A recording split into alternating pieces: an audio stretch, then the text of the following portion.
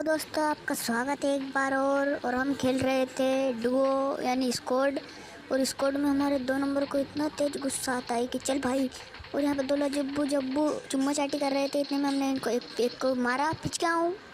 और इतने में दूसरे को आता है गुस्सा और हमारे टीममेट को कर देते हैं नॉक, हमें स्टोल के निकाल कर देते हैं। दहेजिकल ये नहीं मर रहा है क्या? हमारे बूटी खा का है निकल बहु सीढ़ी के कौंकर लोभी इंदाउज बेबी। तभी हम यहाँ पे लूटने लगते हैं, बहुत तेज लूटते हैं। और तभी यहाँ हमारे पड़ती है मम्मी बचा ले। और यहाँ पे आके हम हेल किट लगाते हैं, हमको थोड़ा विश्राम मिलता है। और सामने देखते तो एक लब्बू जब्बू यहाँ से नाड़ के निकाल के बोलता है।